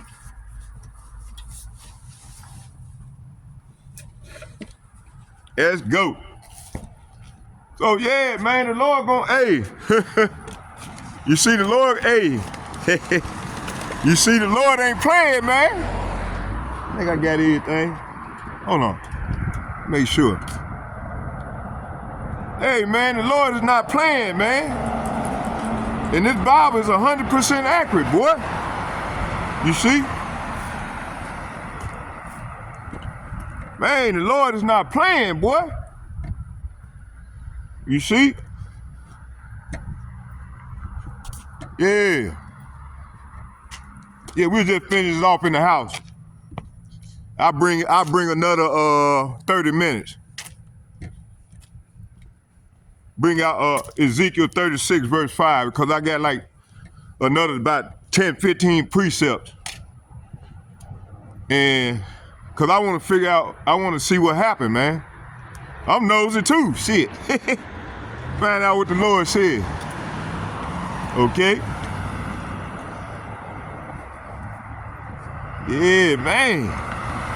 So, hey, so the video that I just showed y'all, see, it got, everything is divided, man. They all against one another, man. The Lord said a nation that's against itself cannot stand. A people that's against one another, that nation cannot stand as a nation, okay? So this is what we seeing, okay? You know? So, hey, everything is, all these Bible prophecies is coming to pass right now. All praise to Yahweh Ba'Shem, Yahweh Shah Mashiach. You know? And that's beautiful, man, that the Lord is doing like he said he was gonna do a marvelous work. Lord said, I'm gonna do a marvelous work in your time, son. Let's go out and do my bidding, go prophesy. So starting with the elder apostles, Shalom, brothers. Starting with the elder apostles and the like-minded men on down as myself. Hey, this is what we are doing, man. We not holding back our sword. And my man talking about 1,000 years? Man, you got to be crazy. Man, if we wait another whole fucking 1,000 years, man, would no flesh be survive? You see? Hey, man, this devil got a perpetual hatred for us, man. You know? And our people still trying to save this devil. I don't understand these people, man. They still trying to save the goddamn enemy. Crazy as hell, man. You know? Okay. Shit. All right, yeah. Yeah, man, shit. Will no flesh be saved on this side, man? And this man had this goddamn, had this whip. But you got 2/3 of our people still trying to save this devil, man. Man, this goddamn devil going down, man. You know? That's why the prophets of the Lord, the prophets of doom going out. You see? We going out. Okay, we're gonna finish this thing out right here. Let me, oh shit. Hold on, bear with me.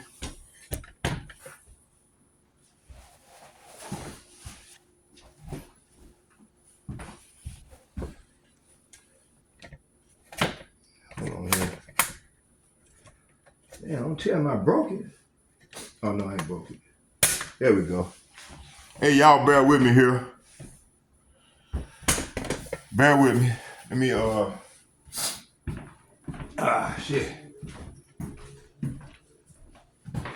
Y'all bear with me.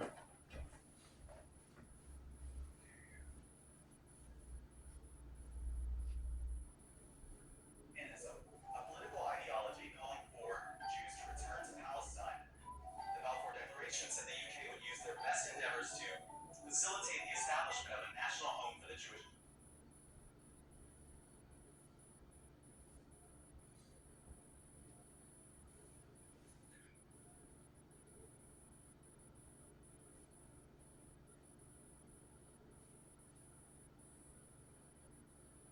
Their best endeavors to facilitate the establishment of a national home for the Jewish people in Palestine. So on that date, hey, let's hear this on out. Objective of Britain's foreign policy.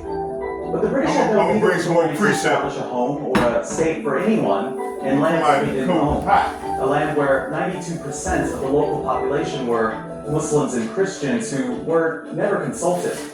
Even though they didn't own the land, the British would soon control it. The lines of the map were in flux. That's because, well, World War I was going on, and British Allied troops were advancing on Palestine. Just a few weeks after the Balfour Declaration was issued, British General Edmund Allenby conquered Jerusalem. The British Prime Minister at the time, David Lloyd George, called its capture a Christmas present for the British people. During the war, the UK made a number of promises that it wouldn't keep. One was to the Sharif of Mecca, Hussein bin Ali. He's the great-great-grandfather of Jordan's King Abdullah II. Britain promised their support for a single, independent, and unified Arab state. And in return, he agreed to be part of a revolt against the Ottoman Caliphate. A second commitment was made to France under a secret agreement between colonial powers to divide up the Middle East between them. Under the Sykes-Picot Agreement, Palestine would be an international zone. But the agreement wasn't honored later on. Britain wanted Palestine for itself. Then came the third commitment, to the British Zionist Federation. Now this is the one that the British actually honored. Its ambiguous language created problems, but it was a deliberate choice to use the word home rather than state in the declaration. Each of the 5 official drafts of the declaration were carefully reviewed by the Foreign Office. The Zionist project in Palestine was one way for the British government to resolve the problem of growing anti-Semitism in Europe. It would also protect Britain's interests throughout the region. After the war, the 5 colonial powers at the time, the UK, France, Italy, the US, and Japan, gave Britain a mandate for Palestine. The British government and the Zionist movement made sure it included the wording of the Balfour Declaration. It then became international law. The Balfour Declaration became a legal obligation for Britain. The British mandate of Palestine would last for 30 years, a land that was called Palestine by Europeans, Palestine by Arabs, and Eretz Israel, or land of Israel in Hebrew. There's a part of the Balfour Declaration that's often forgotten. It backs the idea of a Jewish home, provided that nothing would be done to harm the civil and religious rights of existing non-Jewish communities in Palestine. In fact, in 1917, only 8% of the population of Palestine were Jewish. For much of the 1920s and 30s, the British facilitated Jewish immigration to Palestine, automatically granting each newly arrived Jewish immigrant with a Palestinian passport. And as the demographics changed, resentment grew between the Jewish and Arab communities of Palestine and towards their occupiers, the British. When Britain decided to leave in May of 1948, the Zionist paramilitary army was ready with a plan to colonize all of historic Palestine. We're talking about a large-scale ethnic cleansing. More than 700,000 local Palestinians were kicked out of their ancestral homes. Hundreds of Arab villages were razed to the ground, and 15,000 Palestinians were killed that year in several massacres. All this happened while tens of thousands of British soldiers were still in Palestine. Zionists declared their own state on May 14, 1948, and began the process of wiping the word Palestine off the map and deleting it from the historic record. And as the demographics changed, resentment grew between the Jewish and Arab communities of Palestine and towards their occupiers, the British. When Britain decided to leave in May of 1948, the Zionist paramilitary army was ready with a plan to colonize all of historic Palestine. We're talking about a large-scale ethnic cleansing. More than 700,000 local Palestinians were kicked out of their ancestral homes. Hundreds of Arab villages were razed to the ground, and 15,000 Palestinians were killed that year in several massacres. All this happened while tens of thousands of British soldiers were still in Palestine. Zionists declared their own state on May 14, 1948, and began the process of wiping the word Palestine off the map and deleting it from the historic record. And that continues to this day. 12 million descendants of those indigenous Palestinians refer to Israel's violent birth as Al-Nakba, or the catastrophe. And every year when Israelis celebrate their state, Palestinians mark the systematic destruction of their society.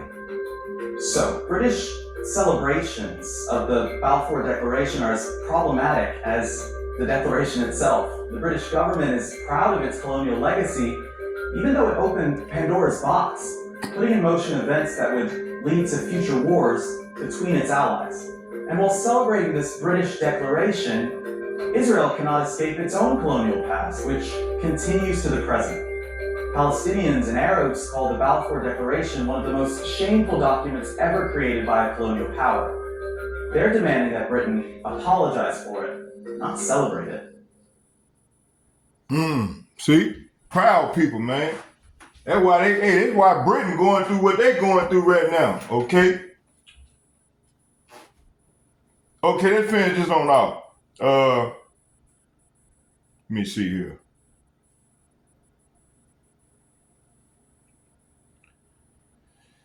Okay, let me see here.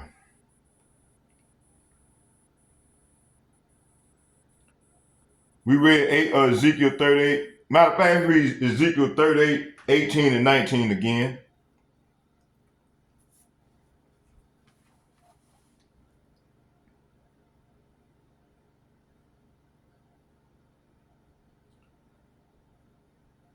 It said, and it shall come to pass.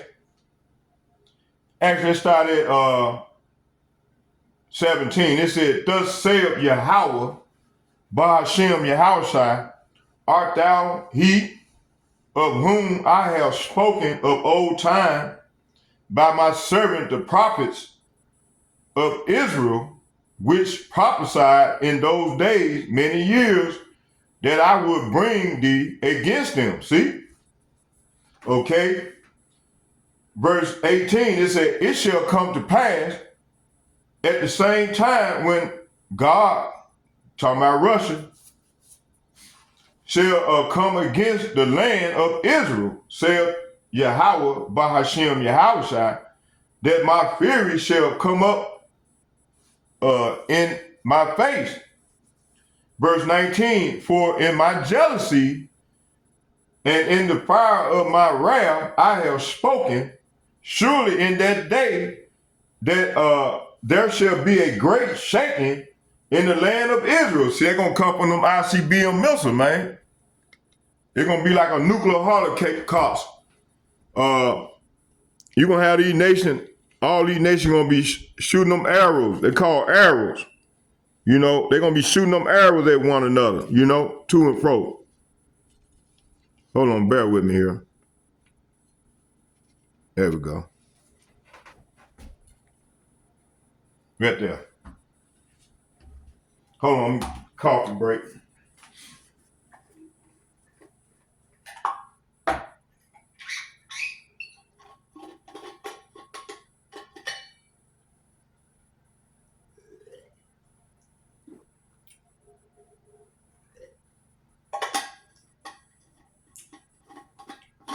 So, hey, everything is happening for a reason. It's the Lord's will, man. He's doing that marvelous work that he said he was going to do. That's what's going on, man. The Lord is in control. He's controlling all this here, you know? It's the Lord doing, man. So, Jake, y'all need to repent, man. Repent, Jake. That time is running out. We 1 minute before midnight. Okay? So all we waiting on now is that Revelation 13:16 to be implemented. Okay? Let me see here. Let's go back. Let's read all this in the NLT. It says here, this is what the sovereign Yahweh Ba'ashem Yahushai asked. Are you the one I was talking about long ago? When I announced through Israel, say what? When I announced through Israel prophets that in the future, that's talking about now, Israel prophets that in the future I would bring you against my land. I mean, against my people. But this is what the sovereign Yahweh Ba'ashem Yahushai said, when God invades the land of Israel, my fury will boil over. See? In my jealousy, a blazing anger, see? I promise a mighty shaking, see? In the land of Israel on that day, see? So, hey, that's what's going to go down, man. Soon as Revelation 13:16 get the they implemented Elon Musk and Donald Trump. Come on, Donald Trump, get it going, man. Get it going. Okay. Jeremiah chapter, let's get Jeremiah chapter 29, verse 9. Let's get that.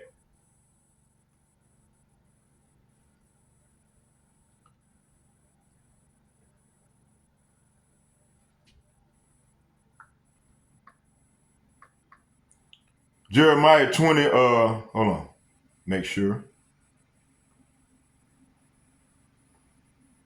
Jeremiah chapter 29, make sure. Hold on, what the hell? Oh, okay.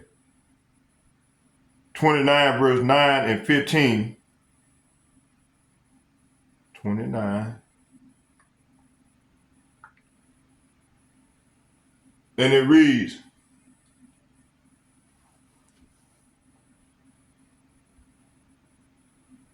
let's start at 8.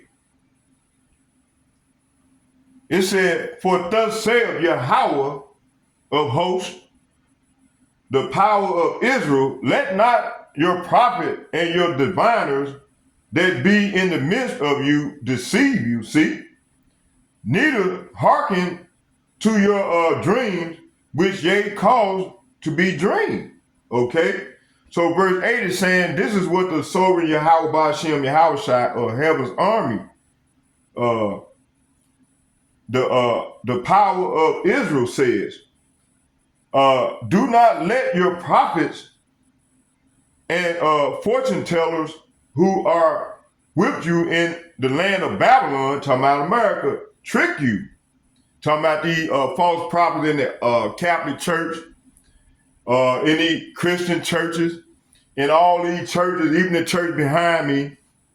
The Lord says here, he said here, do not let your prophets and your fortune tellers, which is these elites, okay? They be checking with their AI, trying to see how long much time they got. You know what I mean? That's their fortune. That's their modern day fortune teller. You know, through they technocracy, their AI technocracy. Okay.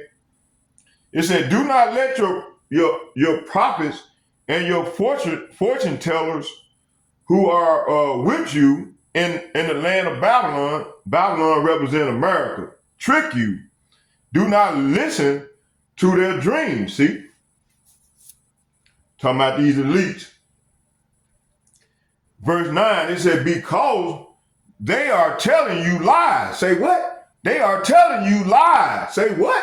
They are telling you lies in my name. See? Well, actually, they saying it. They called on in Jesus Christ. Okay, but we know that's a lie too in itself. You see, it said they are telling you lies in my name. I have not sent them, see? And even the ones that claim, like my man said, we got 1,000 years, see, he telling lies. Okay? Y'all know what I'm talking about. And then the ones that be saying in Christ. I have not sent them, said the Lord. Let me see here.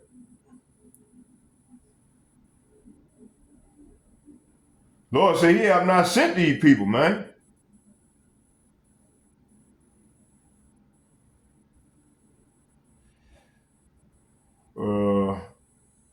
Okay, let's get 15.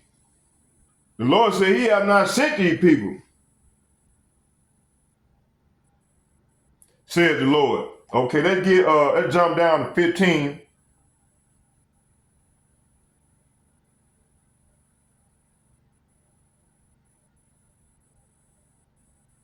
Let's start at 14. It said, I will be found of you, said Yahweh, and I will turn away your captivity, and I will gather you from all the nations and from all the places whither I have driven you, says Yahweh, and I will bring you again into the place hence I caused you to be carried away captive. See? So the people that's over there claim to be up, their ass got to go. That's what the Lord, this is what all this stuff is about right now, man. Okay? The Lord is clearing, he's making inquisition on all these heathens, okay? About his land, parting his land, man. And mainly these elites, they know this. That's why they getting scared right now, man. Okay? Buying these $100 million bunkers and shit. Okay? Let me see. Oh yeah. So verse 14 is saying, I will be found by you, said the Lord. I will end your captivity and restore your fortunes, see? And I will gather you out of the nations where I sent you, and I will bring you home. Say what? I will bring you home. Say what? I will bring you home again to your own land. See? You talking about the Negro, Latinos, and the Native Americans, man. So, hey, repent, Jake. Kingdom of heaven is at hand. All right? Okay, verse 15. because Ahab said, Yahweh has raised us up prophets in Babylon. Yep. See, I'm one of them. And start with the elder apostles, Apostle Tahar and Gabar and the rest of the bishops and like-minded men on down, as myself. You see, he raised us up, man. Starting with them first, because that's how I learned, through them. All right. The Lord chose me, and I took it to the next step by following the elders, you know, the elder prophets, you know, not going against them because, you know, they was hitting me, you know, they was chastising me in the word and the spirit, you know. Hey, it hurts, man. These words hurt. Like, my man need to repent, man. Talking about 1,000 years, man. Listen, he learned from these brothers, man, these elders. But yeah, him and his other comrade, they all cocky. You know, you can tell if a man had a man in his life, a man in his life, versus growing up without a father. Okay, and it's showing with them, man. Okay, they don't know how to accept a elder figure.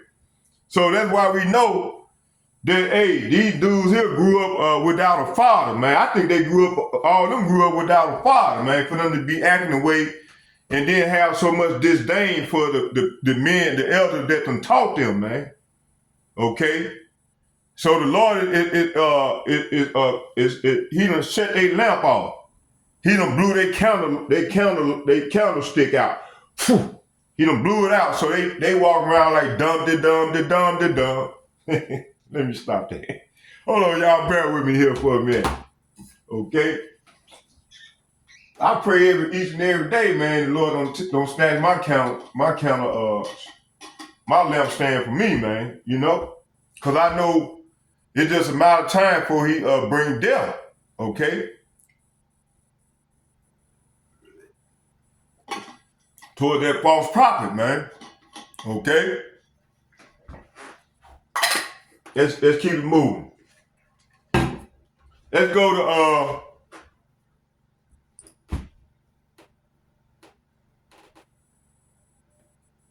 yeah, we the prophets of doom, man. Okay? Let me see here. Where I stopped at? Let's go, let's finish this off. Let's go to jump down to 15. Okay, we already at 15. It said, I'm gonna read all this in the NLT. It said here, you claim the Lord has raised up prophets for you in Babylon, but this is what the Yahweh Hashem Yahweh says about the kings who sits on David's throne. See? And all those still living in Jerusalem, your relatives who were not exiled to Babylon. This is what Yahweh Hashem Yahweh of heaven's army says. I will send war. Say what? I will send war, famine, and disease upon them and make them like bad figs. To rotten to eat. See? Verse 18. Yes, I will pursue them with war, famine, and disease. I will scatter them. Say what? I will scatter them around the world. In every nation where I send them, I will make them an object of damnation, horror, contempt, and mockery. Hey, you talking about these people, man, Esau, Edom, man. Okay? And these heathen nations, man. And mainly Esau. Because Esau part of the Lord's land, man. And took it to himself. And to this day, they proud. Him and Donald Trump talking about, man, killing more and more people. And making and clearing the land out to build condominiums and shit in it, you know? Okay? Verse 19, for they refuse to listen to me, talking about our people, especially that brother, the brother, he's sitting up there, got his hand on Donald Trump in his cabinet, man, old house nigga, good old stepping fetching ass nigga. I was watching the brother from London video earlier, okay? It said, for they refuse to listen to me, though I have spoken to them repeatedly through the prophets I sent, and you who are in exile have not listened, talking about these 2/3 Jakes that trust in this place, and they leaders like I ain't gonna call no name, but my man was saying, man, I made a lot of money around in Trump time, and went out and voted for this man, and we don't supposed to be voting. Okay, they trust in the shadow of Egypt, man. So Egypt gonna be their shame, 2/3 of our people, man. For they refuse to listen to me, though I have spoken to them repeatedly through the prophets. See, I sent, and you who are in exile, see, we in exile right now, have not listened, either, said the Lord. See? Therefore, listen to this message from the Lord. All you captives, say what? All you captives, talking about you Negroes, you Latinos, and you Native Americans, along with you Specklebird. This is what the Lord said. All you captives, they're in Babylon, talking about America. This is what the Lord of Heaven's army says. The power, that power is G430, who everybody in it called Jesus. The power of Israel says about your prophets, talking about these Catholic Church, starting with that Catholic Church, and a lot of our people that in the Baptist Church, in the Methodist Church, the Pentecostal churches, all these harlot houses. This is what the Lord says. This is what the Lord of Heaven's army, the power of Israel says about your prophets. Ahab, son of Kaliah, and Zedekiah, son of Messiah, you are telling you are telling you lies. Salafi, who are telling you lies in my name, see? I will turn them over to Nebuchadnezzar, okay, for execution before your eyes, see? See? Their terrible fate will become proverbial, so that Judean exile will curse someone by saying, may the Lord make you like Zedekiah and Ahab, whom the king of Babylon burned alive, see? So, hey, these people are going to be burned alive, man, through them ICBM missiles, man. For these men have done terrible things among my people. They have committed adultery with their neighbors' wives and have lied in my name, saying things I did not command them. I am a witness to this. I, Yahweh, Bahashem, Yahweh, have spoken. See? Verse 24. Jeremiah chapter 29, verse 24 and 25. It said, the Lord sent this message to Shemaiah and Nehelamite in Babylon. This is what the Lord of Heaven's army says. Salafi. This is what Yahweh Ba'ashem, Yahweh of Heaven's army, the Elohim of Israel says. You wrote a letter of your own authority, Zephaniah, son of Messiah, Messiah, the priest, and you sent copies to the other priests and the people in Jerusalem And you wrote to Zephaniah. Let's go to 26. And the Lord has appointed you to replace Jehoiada of the house of the Lord. You are responsible to put into stocks and next iron any crazy man who claims to be a prophet. See? So, hey, this is what's finna happen to them, man. But hey, this terrible thing right here gonna happen, man. The Lord gonna burn their ass up. That's the stock they going into. Okay? Okay, let's go back. Let's get this. Let's get Ezekiel chapter 36, verse 3.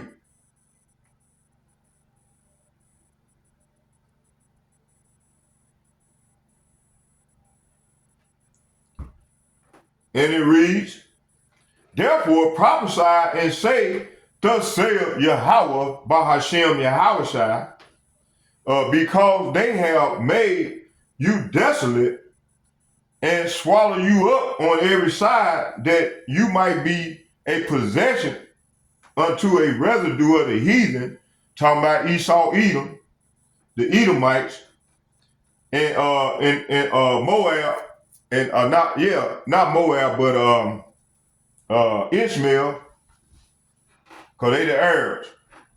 That it said, swallow you up on every side, that ye might be a possession unto the residue of the heathen, and ye are taken up in the lips of talkers. See, Donald Trump, they're talking about Donald Trump now, and what's his name? Nikoski, BB Nikoski, not a Jew, and are an infamy of the people. See, so this is here saying, this verse here is saying, therefore, son of man, give the mountain, talking about the government of Israel, this message from the sovereign Yahweh by Hashem Yahushai. Your enemies have attacked you from all directions, making you the property of many nations and the object of much mocking and slander. See, this is what they did to this very day, man. These things we are mocking, a slander, and before these people, man, the Edomites, okay? They control all the media. You know, like Donald Trump, my man did a lesson on Donald Trump yesterday, how he was mocking that dude,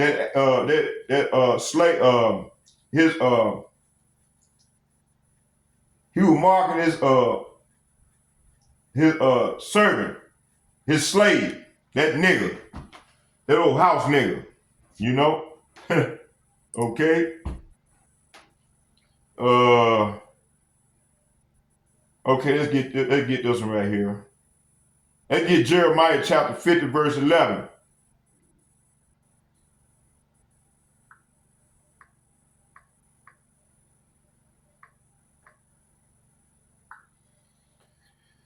Jeremiah chapter 50, verse, let me see here.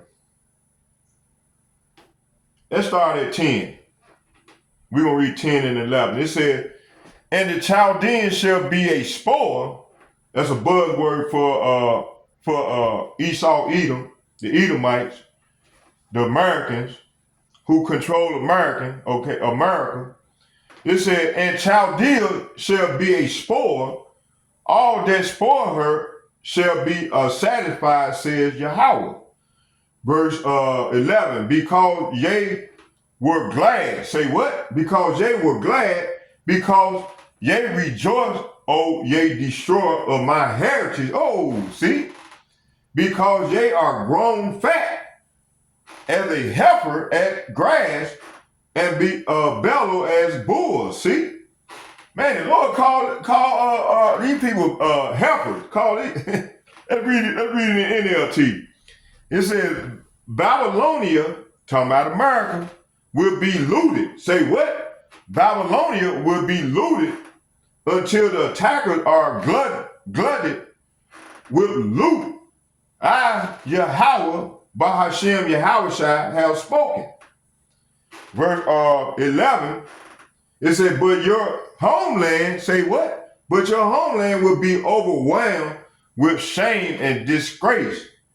You will become the least of the nations. See, is this not happening right before our very eyes? A wilderness. See, hey, the Lord gonna have them brick nations shoot them arrows at this place. 200 million warheads gonna rain down on this place, gonna make this place a lake of fire. A dry and desolate land. See, hey, this is what's coming, man. Okay. Let's get this one right here. Let's get Ezekiel chapter 35, verse 15.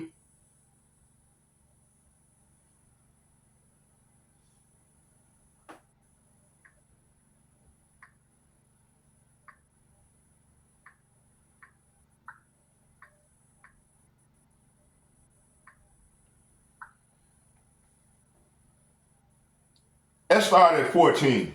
It said, thus saith Yahweh Bahashem Yahushua, when the whole earth rejoiceth, I will make thee desolate. Woo! Verse 15, as thou did rejoice at the inheritance of the house of Israel, because it was desolate, so will I do unto thee. Thou shalt be a desolate, O Mount Seir, talking about, ooh, O Mount Seir, and all Idumea, and all of it, and they shall know that I am Yahweh. See, talking about Esau Edom, aka the white man, Esau Edom. Idumea is another word, another way of saying Edom. Okay. Let's read this again in the NL. Let's read it again, then we're going to read it in NLT. Thus saith Yahweh, Bahashem Yahushua, when the whole earth rejoiceth, I will make thee desolate. So the Lord is saying right here, this is what the sovereign Yahweh, Bahashem Yahushua said. The whole world will rejoice when I make you desolate. See, hey, they going to rejoice, man. All them nations that Donald Trump pardoned from, and what's his name? The vice president what's his name? Scott Ritter was talking about. They bragging, boasting and shit. Hey, them nations gonna join the BRIC nation. They gonna shoot their arrows at this place, man. Okay, they gonna cross America ass out, man. This is what's coming. This is what I'm reading about now. As thou did rejoice at the inheritance of the house of Israel, because it was desolate, so will I do unto thee. Thou shalt be desolate, O Mount Seir, talking about Esau, Edom, the Edomites, and all Idumea, say what? And all Idumea, even all of it, and they shall know that I am Yahweh. See, that's why them elites buying all these $100 million bunkers and shit. You see? Man, they trying, hey, and the Lord gonna spare them. The Lord gonna spare these devils. Because, hey, they gonna be the first fruits of slavery. Them, their kids, and their kids, so on and so forth. Okay? They ain't gonna survive. The Lord, he want them alive. He preserving their ass, man. Because they ain't gonna build our kingdom, man. And then after 1,000 years of rigorous, hardcore slavery, they ain't gonna be rounded up and be eradicated off the face of the fucking earth. Okay? This is what's coming. This is their judgment from the Lord. Okay, so verse 14 and 15 is saying, this is what the sovereign Yahweh Bahashem Yahushua said. The whole world will say what? The whole world will say what? The whole world will rejoice when I make you desolate. See, the whole world gonna rejoice when the Lord make this place desolate, man. Verse 15, you rejoice at the desolation of Israel, which consists of the northern kingdom, okay, the Negroes, the Latinos, and the Native Americans, they rejoicing. Until this very day. They've been rejoicing at our downfall. So, okay, this is what the Lord said. You rejoice at the desolation of Israel's territory. Now, I will rejoice at yours. You will be wiped out. Say what? You will be wiped out. Say what? You will be wiped out. You people of Mount Seir, talking about Esau, Edom, and all who live in Edom, see? Then you will know that I am Yahweh Bahashem Yahushai. Okay? Let's get this last one. We're going to close with a prayer. Micah chapter 7, verse 8.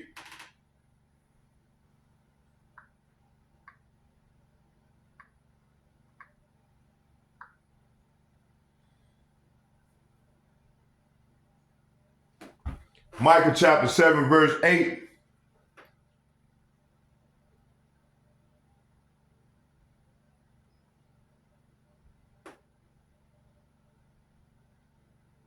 Let's start at 7. We're going to read 7 and 8. It says here, therefore I will look unto Yahweh. I will wait for the power of my salvation. My power will hear me. See, hey, this is what we waiting on, starting with the elder apostles and bishops and the like-minded men on down as myself. Okay? We're going to wait on our power, man. Therefore, I will look unto Yahweh. I will wait for the power of my salvation. My power will hear me, see? And we crying out to the Lord, man. We tired of being in this wicked ass place, man. So verse 7 is saying, as for me, I look to Yahweh Ba'ashem Yahushai for help. I wait confidently. Hey, we wait, starting with the elder apostles and bishops and like-minded men on down, man. We wait confidently for power, for Yahweh Ba'ashem Yahushai to save us. Right here said to save me, and my power, as who everybody even call Jesus Christ, G430, will certainly hear me. See? Okay. Verse 8.